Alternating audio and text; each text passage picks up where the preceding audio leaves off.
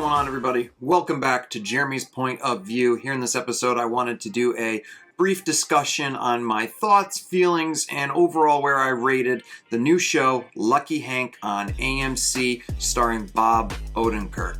For those of you that maybe just haven't been paying much attention, but obviously Bob Odenkirk became really big, especially within the Breaking Bad universe, playing Saul Goodman. Then they came out with the TV series that was a prequel slash sequel series in aspects of it, Better Call Saul, which to me, after watching both shows, Breaking Bad and Better Call Saul, I think at the end of the day, Better Call Saul is overall, it's a bit slower early on, but its final seasons, I think, elevate the material just to even greater heights than what Breaking Bad did. Now, don't get me wrong, Breaking Bad is one of the best shows ever, but Better Call Saul is neck and neck with it, and I think it's just a preference as far as which one you really, really enjoy.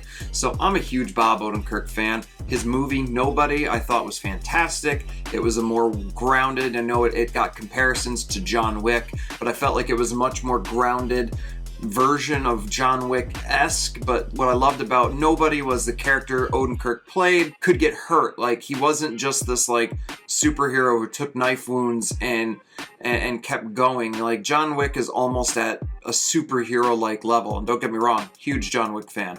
But in Nobody, you know, he's more of this grounded person. He's this retired former spy father that hasn't done it in a while and gets kind of pulled back into it when his house gets robbed. And if you haven't seen the movie, you got to go see it. So before I ramble on too much, we're talking about the TV series Lucky Hank. I finished all 8 episodes recently, and I just wanted to dive into it and give you guys my thoughts. So before we completely get into everything, please hit that like and subscribe button. It helps the channel continue to grow. Also, when you subscribe, it's free and it really helps out. So please go ahead and do that. Also, check out the description box below. You guys can find my Teespring store there. You can also find the channel sponsor, Arcadian. Fantastic high quality goat's milk soaps, beard oils, bath bombs, body sprays. There's a discount code below. If you use that, you will save money on your first order. Let's go ahead and talk about Lucky Hank. So obviously, Lucky Hank stars Bob Odenkirk, but it's got a very, very solid cast. You got, I'm probably going to pronounce this wrong, Marilee Enyos, who plays Lily Davro. We've got Cedric Yarbrough.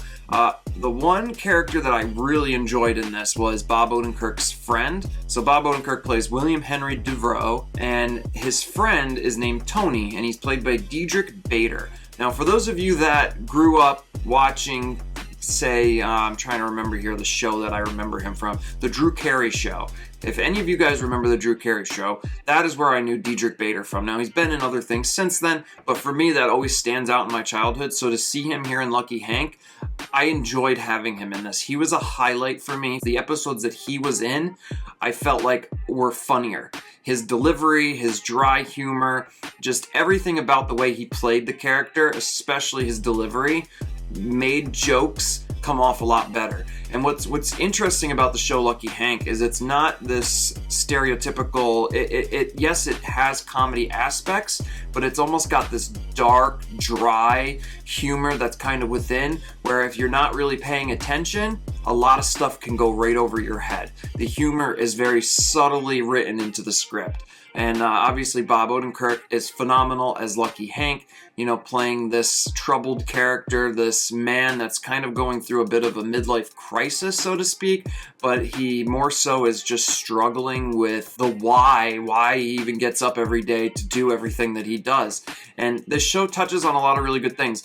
I believe IMDb has the show rated as a 6.8 out of 10, and I think that's a little low personally for me. Now, is this show on Better Call Saul level? No. This is a different kind of show. This is more of a show that you can watch. You don't have to watch it all. I mean, it is better suited to watch all in a row, but it's more of a show where you can kind of casually sit down and enjoy it a bit. But it does touch on a lot of deep things.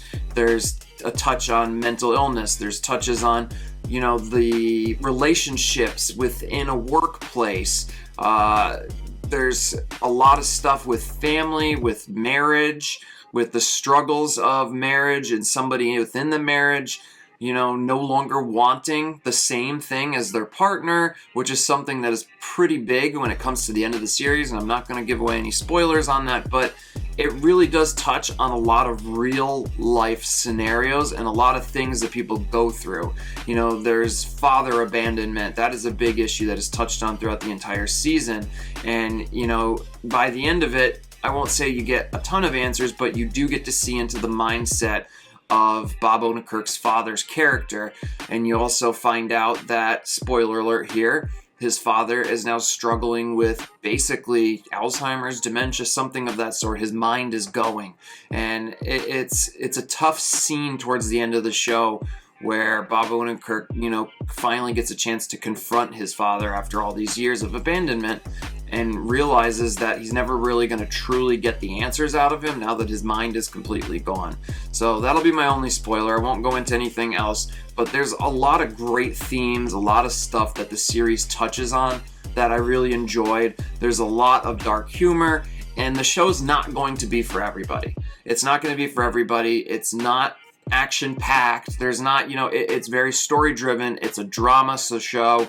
It's a lot about the interconnections within these characters, family, relationships, marriage, cheating, abandonment with fathers. There's so much that the show touches on that I feel like this is one of those shows where if it gets a chance to have a second or third season, it's only going to get better from here.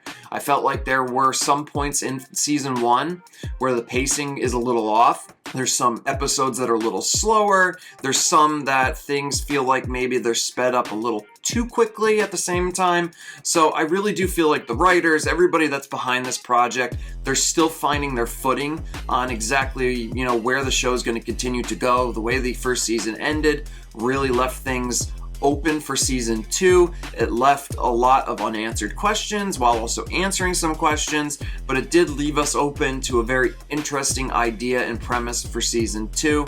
And yeah, I think it's a solid show. It's a very, very solid show. If I had to give it an overall rating, I would give it a 7 out of 10. I would say this is definitely worth your time. If you are a fan of Bob Odenkirk, I think you will truly enjoy this. If you do like dark humor, I think you'll like some of what is sprinkled in without. Now, this isn't like overly dark, morbid humor, but, you know, some of the scenarios and things that they're put in, the way they're able to kind of get humor out of some of the conversations and stuff like that really works, I feel like, within the show. It lightens some of the moments that are pretty tough, you know, moments to deal with. So overall, though, I absolutely enjoyed watching it. I think it's a very solid show, and I think if it does get another season, it's only going to get better from here. And with somebody like Bob Odenkirk starring in it, I'm always going to be on board with anything he does going forward.